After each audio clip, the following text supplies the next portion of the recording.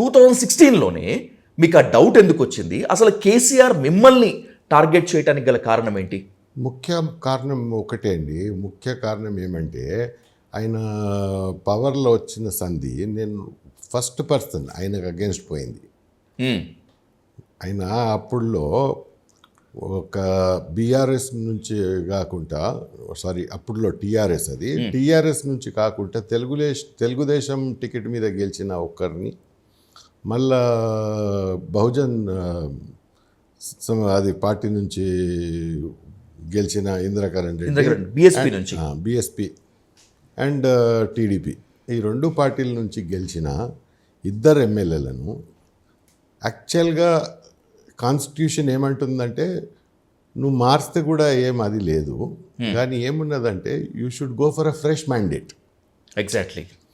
నువ్వు ఒక పార్టీ మార్చున్నావు అనుకో, నువ్వు ఒక జెండా మీద గెలిచినావు, ఆ జెండాని ఇడిచిపెట్టి వేరే జెండాకు పోతున్నావు. అది వేరే జెండాకు పోయినప్పుడు ఏం చేయాలంటే నువ్వు రిజైన్ చేసి, మీ మెంబర్షిప్ కూడా రిజైన్ చేసి ఫ్రెష్ మ్యాండేట్ అంటే కొత్త ఫ్రెష్ మ్యాండేట్కి పోయి మళ్ళీ నువ్వు గెలుచుకున్నాక ఆ పార్టీలోకి వెళ్ళి గెలుచుకున్నాక ఎవరికి ఏం అభ్యంతరం ఉండదు. కానీ వీళ్ళు ఏం చేశారంటే ఈయన ఏమంటాడంటే బహుజన్ సమాజ్ పార్టీ నేను merge చేసేసానంటాడు బీఎస్పీని, Indrakaran Reddy.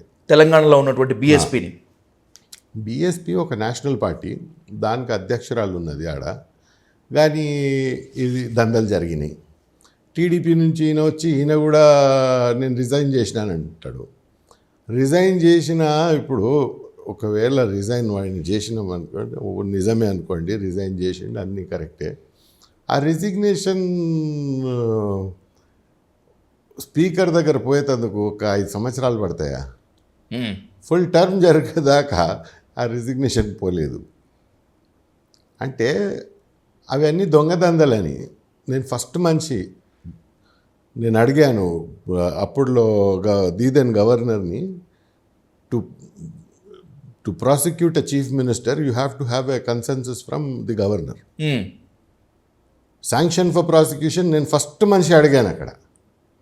Okay, governor దగ్గర. ఇప్పుడు గవర్నర్ తోటి కూడా బాగుండే, ఆయన కూడా నాకు శాంక్షన్ ఆఫ్ ప్రాసిక్యూషన్ ఇవ్వలేదు, మళ్ళీ కోర్టుకి వెళ్ళాను. Okay. So that was my first case against TRS at that point of time. ఇదంతా ఏమవుతుందంటే అవన్నీ చేసిన అవినీతిలే, అవి ఇంకేం లేదు. That's an act of corruption. Okay.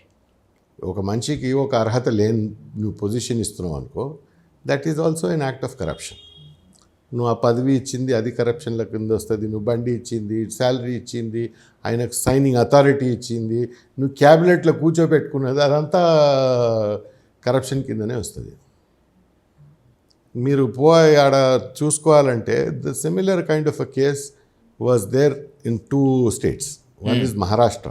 Okay. ఏఆర్ అంతులేని తీసి పారేసిండ్రు అప్పుడు చీఫ్ మినిస్టర్గా. అవును. మళ్ళీ ఇక్కడ